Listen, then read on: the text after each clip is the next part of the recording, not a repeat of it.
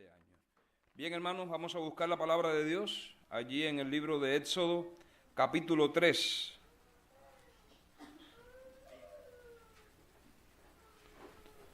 Versículo 1 en adelante. Dice la palabra de Dios: apacentando Moisés las ovejas de Jetro su suegro, sacerdote de Madián, llevó las ovejas a través del desierto y llegó hasta Horeb, monte de Dios.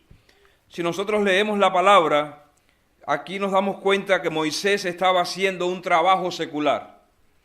Moisés era pastor de ovejas y él simplemente estaba haciendo su actividad de todos los días. Como buen pastor, como buen obrero, me imagino que se levantaba bien tempranito. Y levantándose bien tempranito, lo primero que hacía era comenzar a checar cuántas ovejas habían, cuáles eran aquellas ovejas que necesitaban ser atendidas, cuál oveja necesitaba cierto tipo de cuidado. Y dice la palabra de Dios que esto él lo estaba haciendo, pero mientras estaba él haciendo esta actividad, dice que llegó hasta Horeb, monte de Dios. Y Dios nos está diciendo algo en esta tarde. Dios nos está diciendo que aunque nosotros tengamos que hacer las actividades diarias, aunque tengamos nuestras responsabilidades sociales, nosotros necesitamos llegar hasta el monte de Dios. Todos nosotros necesitamos llegar hasta el monte de Dios, porque el monte de Dios simboliza su presencia. Y dice el versículo 2, y se le apareció el ángel de Jehová en una llama de fuego en medio de una zarza, y él miró y vio que la zarza ardía en fuego y la zarza no se consumía. Cuando nosotros lleguemos hasta el monte de Dios, allí va a estar el ángel de Jehová. Yo te pregunto, ¿ya tú tienes tu monte de Dios en tu casa? Hay algunos que trabajan y dicen, bueno, yo no puedo hacer un monte de Dios en mi trabajo, pero sí yo puedo hacerlo a la hora del almuerzo, a todos, o de la comida. Te dan una hora para que descansen. En esa hora algunos deben de buscar un lugar donde puedan allí tener la posibilidad de convertir ese lugar en monte de Dios. Dice, se le apareció, este ángel de Jehová no era cualquier ángel, porque yo estaba leyendo en el libro de Números y el ángel de Jehová es Cristo Jesús. Era Jesús quien se le apareció allí a Moisés. Era Jesús. En el libro de Números, Cristo se le presenta a Balaam con una espada en la mano para evitar que Balaam vaya hasta donde estaba Moab. Sin embargo, aquí se le apareció el ángel de Jehová a Moisés en una llama de fuego en medio de una zarza, dice, y él miró y vio que la zarza ardía en fuego y la zarza no se consumía. Yo estaba en la radio hace uno de estos días y estábamos hablando acerca de la verdad. Estábamos hablando de la verdad y llegamos a una conclusión. Llegamos a la conclusión de que Jesús dijo que Él era la verdad. ¿Dónde lo dice? ¿Juan qué capítulo? ¿Capítulo cuál? 10, capítulo 14, versículo 6. Cristo dice, yo soy el camino, la verdad y la vida. Nadie viene al Padre sino por mí. Me di cuenta también que el Padre es verdad. ¿No? ¿Qué dice? ¿Dónde lo dice? ¿Dónde dice que el Padre es verdad? Exactamente, si se lo dice a Jesús también lo dice al Padre, pero San Juan capítulo 1, versículo 1, dice la palabra, en el principio era el verbo era con Dios, el verbo era Dios, y este verbo se hizo carne y habitó entre nosotros, y vimos su gloria como del unigénito del Padre, lleno de gracia y de verdad. Pero también me di cuenta que si el Hijo es verdad, el Padre es verdad, el Espíritu Santo también es verdad. ¿Dónde lo dice? San Juan capítulo, no sé si vamos a leerlo. San Juan capítulo 14, versículo 15. 15 y 16. San Juan 14, 15 y 16. Dice, si me amáis, guardad mis mandamientos, y yo rogaré al Padre, y os daré otro consolador, para que esté con vosotros para siempre, el Espíritu de verdad, el cual el mundo no puede recibir, porque no le ve ni le conoce, pero vosotros le conocéis, porque mora con vosotros y estará con vosotros. Es decir, el Espíritu Santo también, ¿qué cosa es? Es la verdad. Los 10 mandamientos, ¿qué cosa es? ¿Dónde lo dice? Salmo 119, ¿cuánto? A ver si latino. ¿Así como ustedes dicen? Vamos a buscar 140. 119, 142.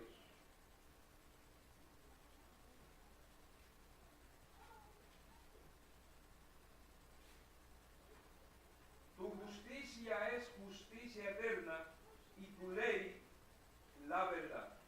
Lógico, está hablando de la ley, que a veces se pueda referir al Pentateuco, que incluye los 10 mandamientos, pero también dice tu justicia es justicia eterna y tu ley la verdad. Ahora, si el Hijo es la verdad, si el Padre es la verdad, si el Espíritu Santo es la verdad, si los 10 mandamientos es la verdad, ¿qué otra cosa? ¿Quién hizo esa pregunta? ¿Qué es la verdad? ¿Quién la hizo? Pilato fue quien la hizo. ¿Qué es la verdad? Ahora, si el Hijo, si el Padre, si el Espíritu Santo, si los 10 mandamientos son la verdad, ¿qué más es la verdad? La palabra de Dios es verdad. ¿Y dónde lo dice?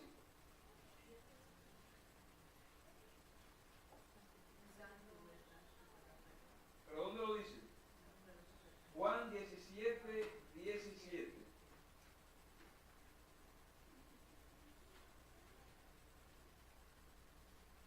San Juan 17, 17. Dice la palabra, santifícalos en tu verdad, tu palabra, ¿qué cosa es?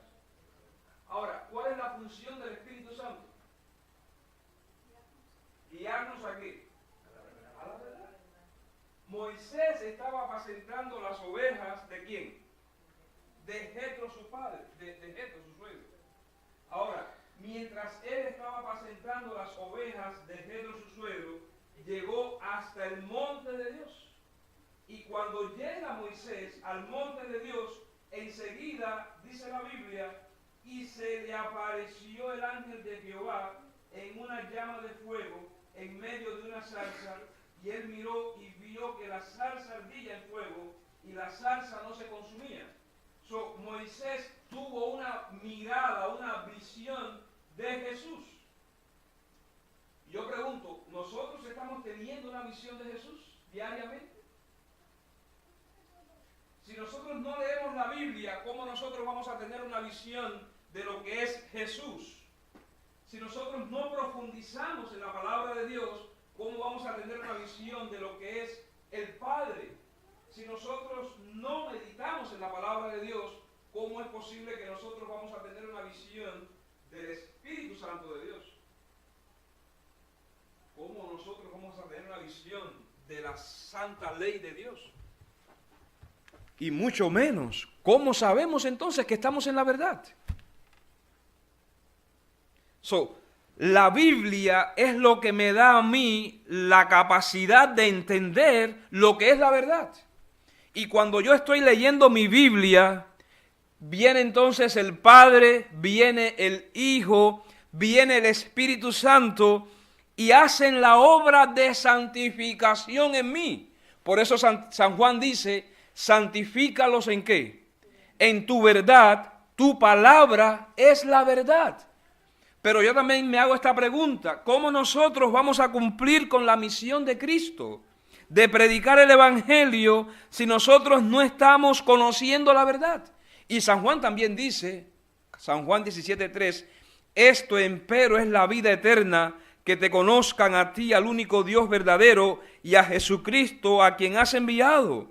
Por lo tanto, a Moisés se le apareció el ángel de Jehová, pero Moisés estaba familiarizado con la Torá. Moisés fue quien escribió los primeros 5 libros de la Biblia. ¿Cómo yo voy a permanecer en pie si no recibo diariamente una revelación de Dios? ¿Cómo yo puedo decir que pertenezco a los redimidos si yo no tengo una relación con el Espíritu Santo de Dios? ¿Cómo yo sé que nadie me va a engañar a mí? Porque fíjense, el Padre, ¿qué cosa es? El Hijo, ¿qué cosa es? El Espíritu Santo, ¿qué cosa es? Los mandamientos de Dios, ¿qué cosa es? La Biblia, ¿qué cosa es? Ahora, ¿y quién es el padre de la mentira? ¿Dónde está eso? ¿Dónde está eso? San Juan capítulo 8, versículo 44.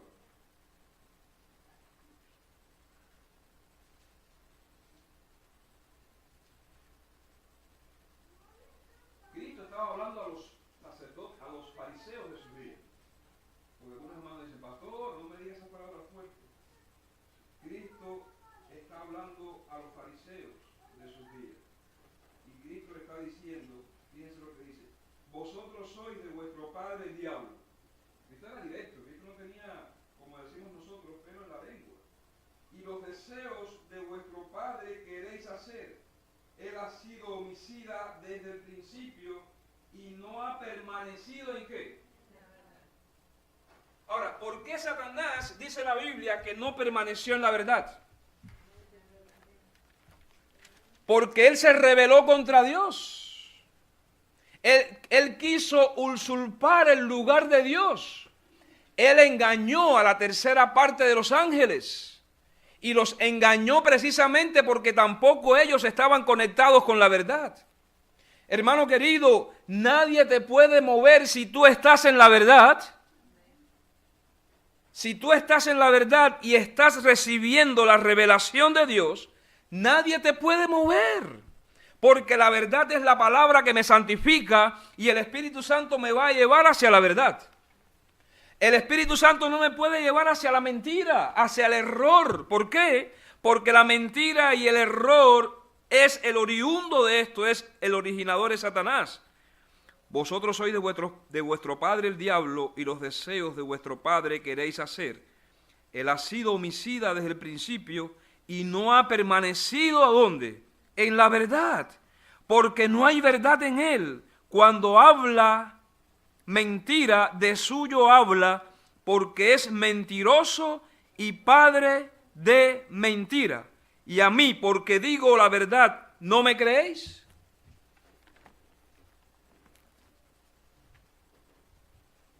Yo les voy a decir algo, nadie se alarme de lo que voy a decir en estos momentos. En los últimos días van a aparecer muchas doctrinas. Y van a venir, dice, espíritu de qué. Eso lo dice la Biblia.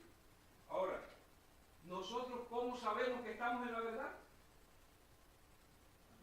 Si alguien le pregunta a usted, ¿por qué usted es adventista del séptimo día y cree que usted tiene la verdad? Les voy a contar la historia esta, pequeña. Nosotros hace ya como unos meses atrás vimos por primera vez a Verónica. Verónica es una muchacha que pertenecía a la Iglesia Católica. Por internet conoce a un muchacho adventista del séptimo día. Ella había sufrido un problema tremendo en su vida y se sentía muy mal.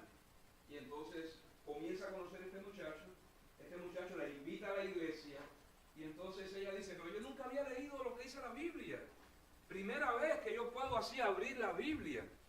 Y de tantos, la Biblia, y comenzó a estudiar la Biblia, fue a la iglesia, y de momento Verónica ya comprendiendo las verdades de la iglesia adventista del séptimo día, y no solamente comprendiendo las verdades de la iglesia adventista del séptimo día, sino viviendo conforme a esa verdad. Y lo primero que hizo fue pedir el sábado en su trabajo. Eso fue lo que hizo Verónica. Sin estar bautizada, ya estaba diciendo de que ella guardaba el sábado, el día del Señor. Llega la vecina de ella, va a otra iglesia y le dice, ven acá, ¿cómo tú sabes que estás en la verdad? ¿Tú crees que esa iglesia es la verdad? Una muchacha muy inteligente dice, ¿y cómo tú sabes que tú tienes la verdad? Le dijo ella a la muchacha. Y dice que la muchacha no le respondió palabra. La norma es sencilla y fácil. Si está en la Biblia, es verdad. Si no está en la Biblia, no es verdad. Así de simple. Si está en la Biblia, usted lo puede creer. Pero si no está en la Biblia, usted no lo crea. Así de simple. Ahora, ¿cómo usted va a saber qué es la verdad si no hay relación con la Biblia? Y hay muchas veces que nosotros venimos a la iglesia, hacemos algún tipo de actividad de la iglesia, pero me pregunto muchas veces, la iglesia abre su servicio los martes a partir de las 7 de la noche, prácticamente es 1 hora y media que estamos acá. A duras penas terminamos a las 8:30. Pero es 1 hora y media, ¿ok? El sábado abrimos a las 2 de la tarde, 2:15 hasta las 5 de la tarde, son como 3 horas. La semana tiene, un día tiene 24 horas. Usted multiplica 24 por 7, pero son casi como 100, por 2, 164, 168 horas, más o menos. 168 horas, quítele 6, la mayor parte del tiempo usted la tiene a su disposición.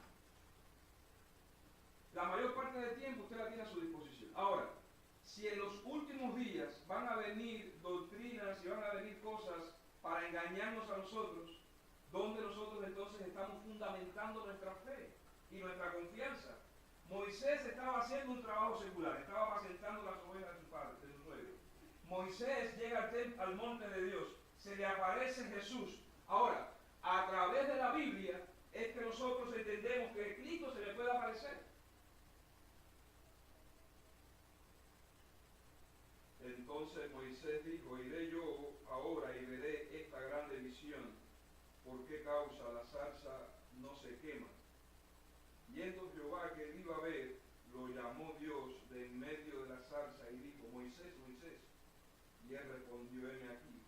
Y dijo, no te acerques, quita tu calzado de tus pies, porque el lugar en que tú estás, tierra santa es. Y dijo, yo soy el Dios de tu padre, Dios de Abraham, Dios de Isaac y Dios de Jacob.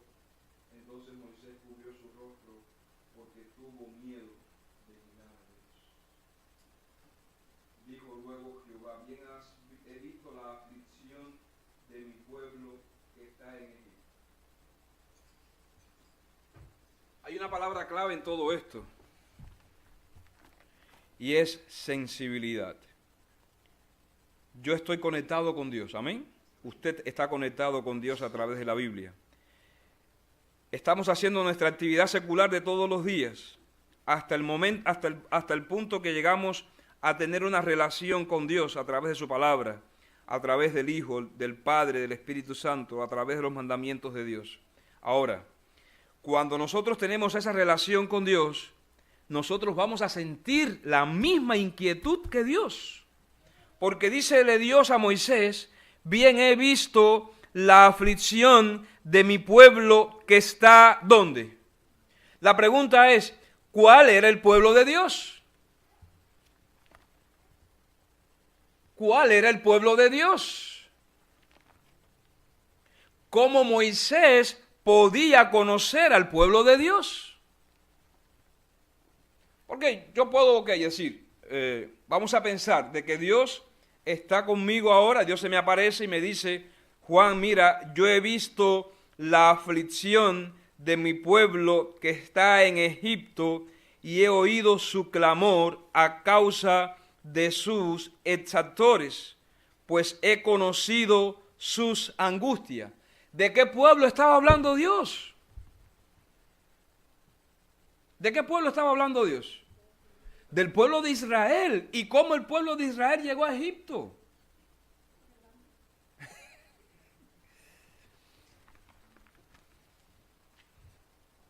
¿Cuáles son las características del pueblo de Dios?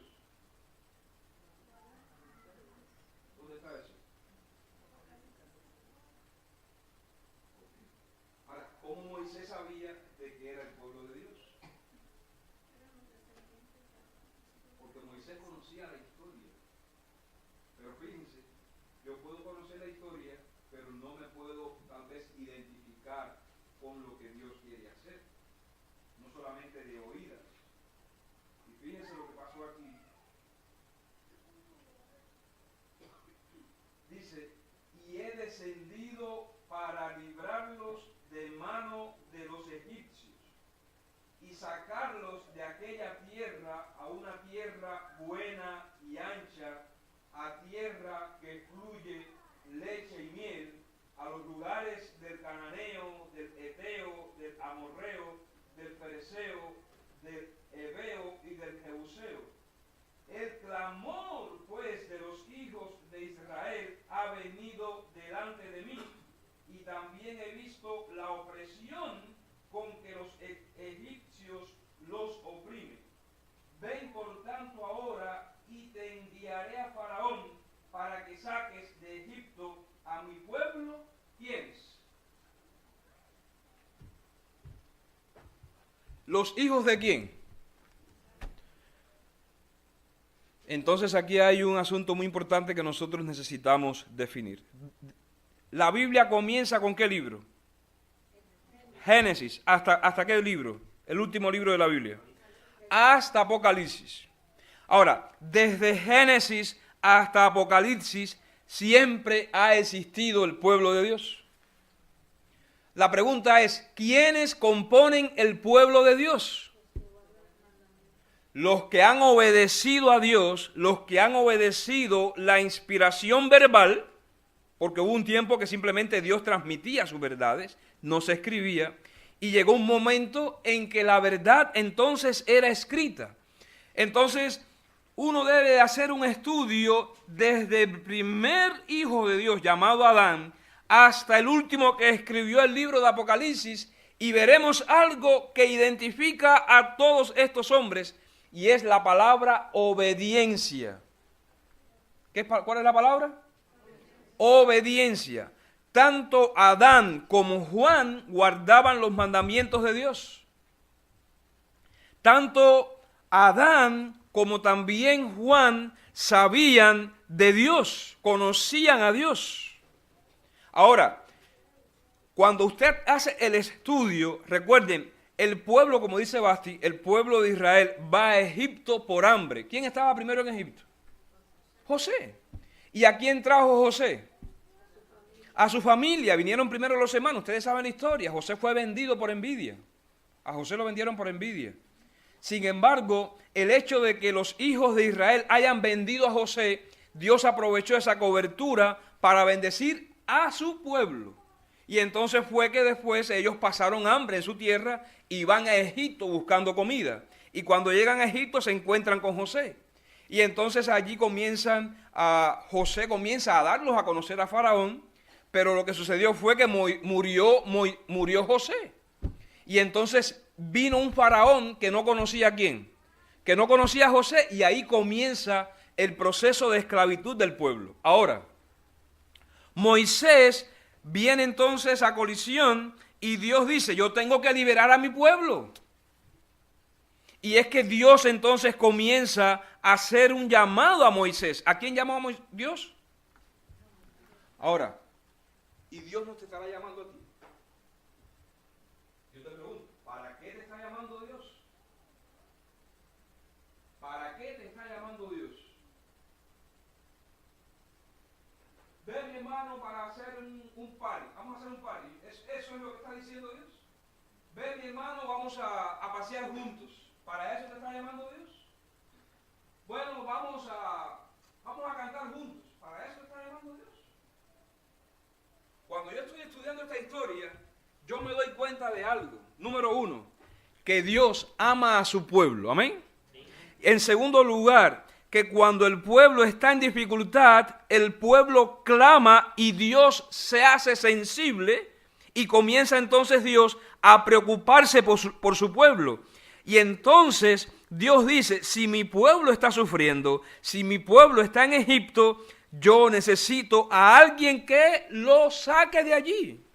Yo pregunto, ¿Dios no puede descender del cielo para haber sacado a su pueblo? ¿Y por qué entonces llamó a Moisés? Dios muchas veces nos da a nosotros algún tipo de tarea para salvarnos a nosotros mismos.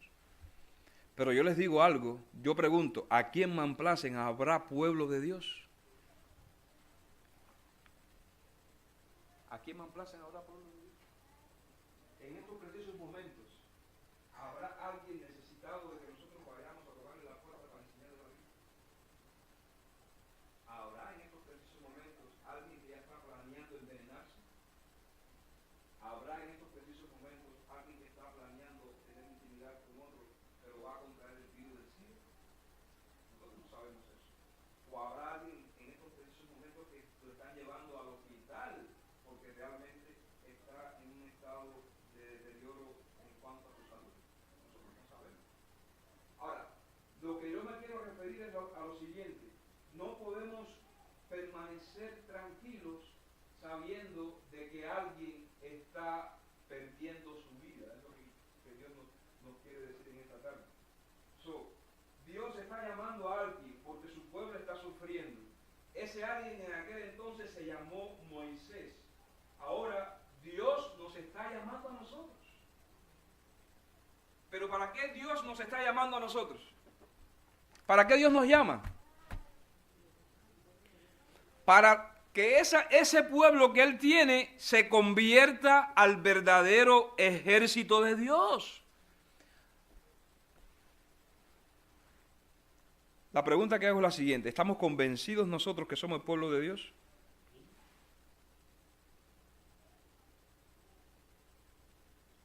Yo recuerdo una vez el hermano Valdés, fue mi primer instructor en cuanto a ser obrero bíblico. Él me dijo, mira, tú tienes dos cosas, dos características que tú necesitas tener, así me dijo. Tú necesitas dos características para tú ser un buen predicador y un buen ganador de almas. Número uno, tú necesitas estar convencido de lo que tú tienes, a lo que tú perteneces, es la verdad. Y número dos, tú necesitas estar convertido. Dos simples características: convencido y convertido. La pregunta es, ¿sabemos nosotros qué es estar convencidos de algo?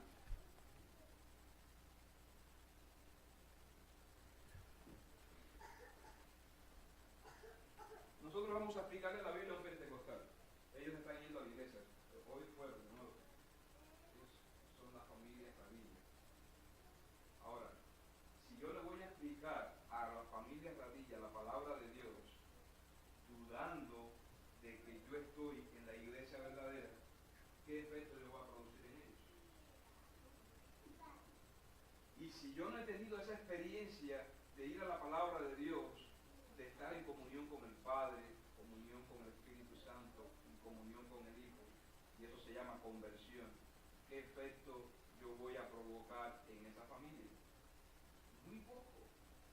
Pero cuando yo estoy convencido de que la iglesia a la cual yo pertenezco es la iglesia verdadera, y yo estoy convencido de que he tenido una experiencia con Dios Padre, Dios Hijo, Dios Espíritu Santo a través de su palabra, yo voy con el 100% de seguridad de que esas personas se van a convertir al Evangelio. Y fíjense lo que está pasando en Tyler. Una doctora que va a la iglesia bautista ya está yendo a la iglesia también. Esta familia de pentecostales. Y no sé si ustedes estuvieron en los cultos de la mañana. En los cultos de la mañana vino acá una señora llamada Otilia.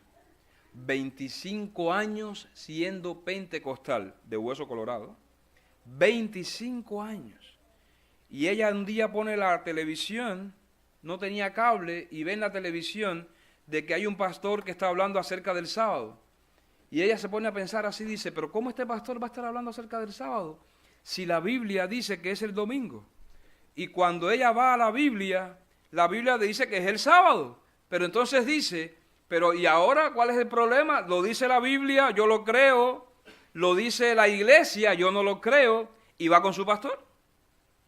Y le dice, pastor, por favor, explíqueme por qué se guarda el domingo cuando la Biblia dice que es el sábado. El pastor le dijo, ay hermana, por favor, ¿y esas preguntas por qué? Respóndame, pastor. Dice que no le respondió. Y entonces, de nuevo sigue escuchando y mirando la televisión. Y de nuevo le pregunta al pastor, pastor, dígame y explíqueme esta duda que tengo, porque tengo tremenda preocupación. No, hermana, no se preocupe. Y entonces me llama ella, me llama la hermana de ella. Dice, pastor, vaya a ver a mi hermana Otilia, que ella está interesada en entregarse a Dios a través de la Iglesia Adventista del Séptimo Día. Y yo llego a casa de Otilia. Le digo, hermanita, nos conocimos. Vaya, me cayó muy bien esa señora. Ay, hermanos. Cuando yo llegué un día, estaba su pastor allí conversando y tratando la manera de convencerla de que no abandonara la iglesia. Y yo llego, hermana, yo puedo estar, porque yo sé que ustedes están teniendo una conversación bien privada, no quiero interrumpir. No se preocupe. Pásele. Uy, peor fue. Ya que el Señor se paró y dijo, después vamos a continuar hablando. La hija de ella, Marisol, también había aceptado el sábado. Y Marisol con tremendo cariño y tremenda paz. Pastor, hemos entendido que el sábado es día de reposo y ya queremos comenzar a ir a su iglesia. Pero el esposo de ella,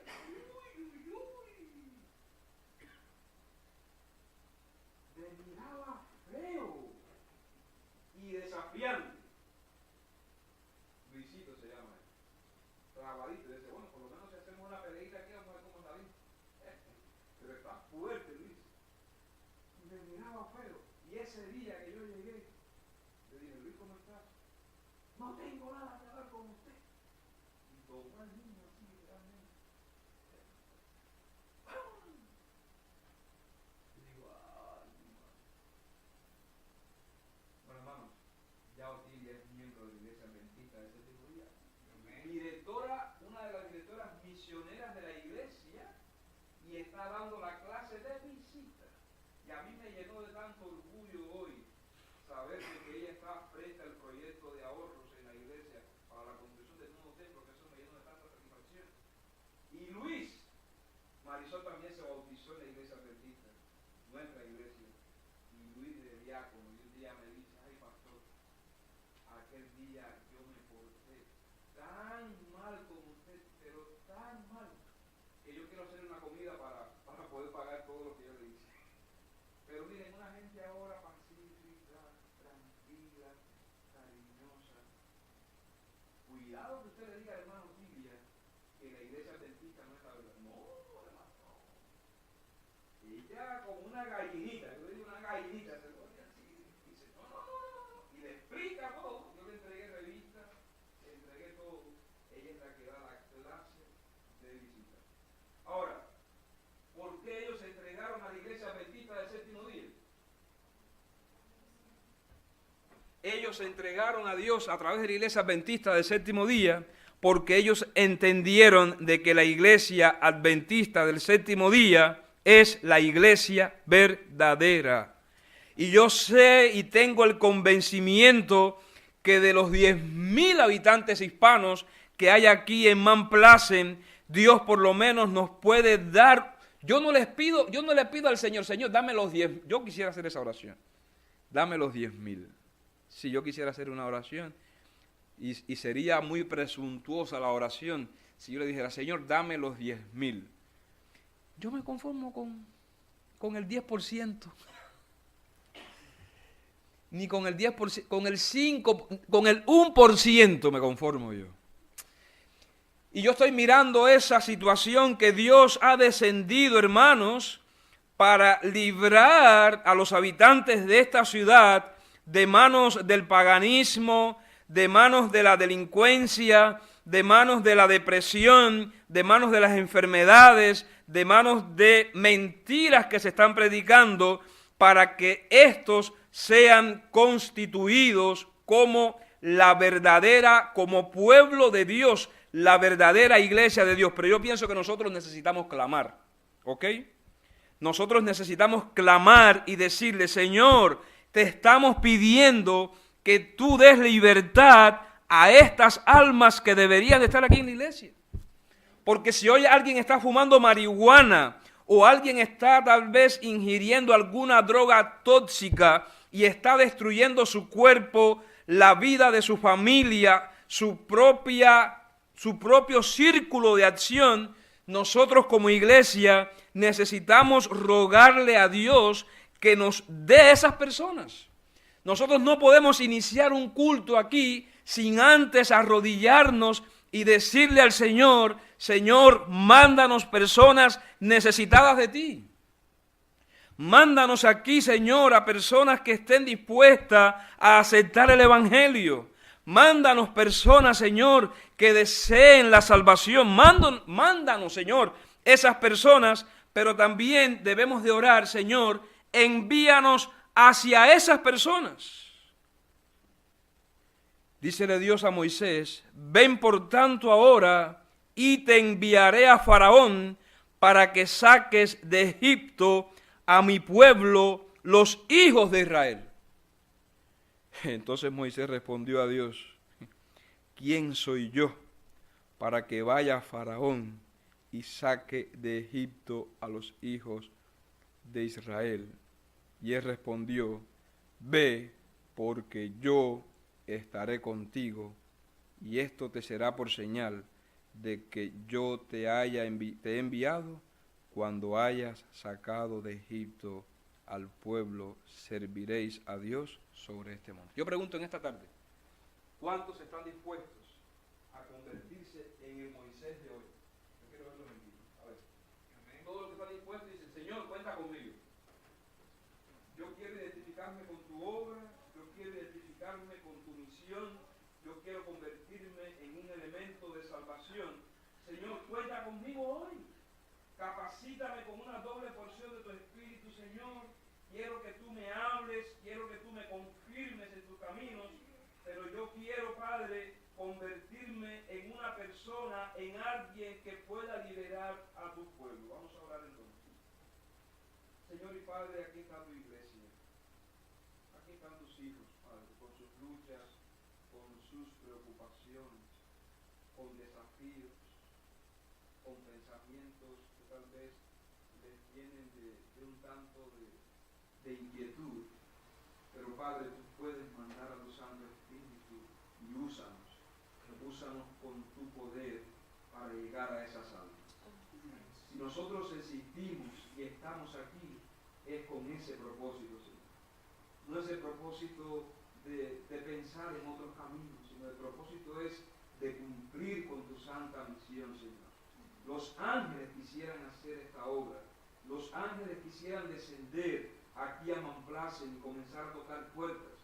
Pero la realidad es la siguiente, Señor, que los ángeles no han conocido el pecado. Pero tú confías en nosotros, Señor. Por eso, ten misericordia de cada uno de tus hijos que se han puesto de pie en esta tarde y dales una doble porción de tu Espíritu para decir, Señor, cuenta conmigo hoy. Hazme un misionero de valor. Señor, lo ponemos en tus manos a todos. Guíalos, manda a tus ángeles también sobre ellos. Y que muy pronto, Señor, este lugar pueda ser lleno de personas arrepentidas que comiencen a creer en el verdadero Dios y formen parte del pueblo de Dios que espera la segunda venida de Cristo. Guíanos, acompáñanos en el nombre de Jesús. Amén. Que Dios les bendiga.